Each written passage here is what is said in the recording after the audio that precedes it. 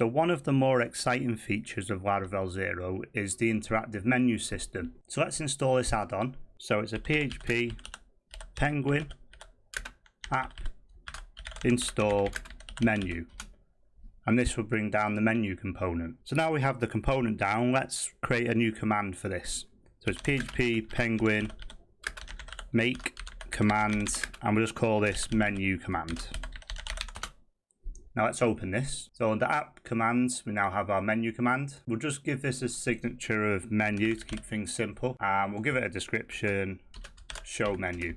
So in our handle method, this is where we actually build our menu. So keeping in theme with our previous video of user management, let's just create a menu for this. So we're going to create a variable called option, and in here we're going to create the menu.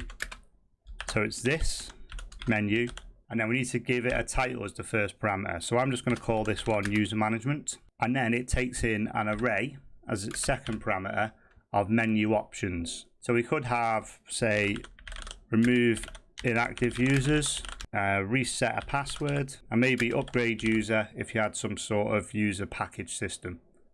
So I'm not going to be implementing the functionality here, I'm just going to show you the actual menu component.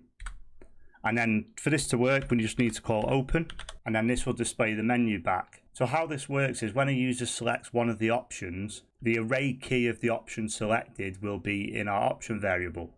So obviously in PHP arrays begin with 0, so if they select remove inactive users, that option will be set to 0, and obviously 1, 2 and so on. So let's just provide a bit of feedback saying this info, and we can say the option selected is number, then we can just put our variable option in. So if we just type PHP Penguin, we can see our new menu command here. So let's run that. So it's PHP Penguin menu, and there we go, we have our menu. So you can scroll down and select the different options. So let's select this option, upgrade user. So we just hit enter, and we see here option selected is number 2.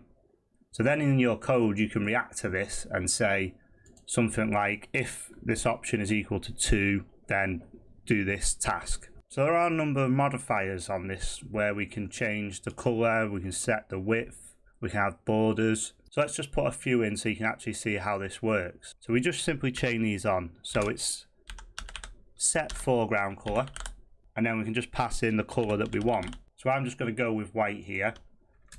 Our list of available colors are black, red, green, yellow, blue, magenta, cyan and white. So I'm just going to go with white for this. But we can also set a background color. So set background color, and I'm just going to set this to red. Let's just remove these. So something worth noting here is it's the English spelling of color, not the American spelling.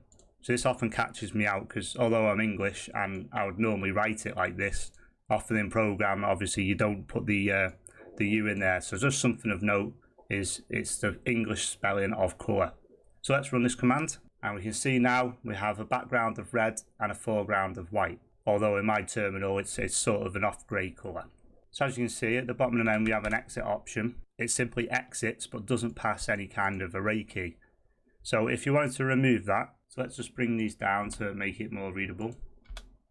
You can just add another option on here called disable default items. And if we run this again, we can see the exit command is now gone. So you just need to press Ctrl+C to exit. So we can also increase the width and the height of the terminal if we want. So doing this is simple, set width, and obviously set height as well if you want to set the height. Let's set a width of 1200.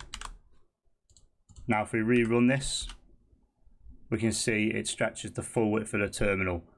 So it doesn't actually expand the terminal. If the terminal's width is less than 1200 pixels, then it'll just simply fill it. So we can also add some padding. So we can set padding and maybe give this a padding of 5. I can see it pads out the menu for us. So we could also add a border to this, and we can do that with set border. I can pass in the width for the border, so I'm just going to pass in 2, and then the colour. So I'm going to give this a white border. Let's run this, and we can see we get our border around the application. So if you wanted to give different widths, you can do that. So instead of using just set border, you can set the border of the top right, bottom and left individually, and then you have to set the colour with the English spelling at the end.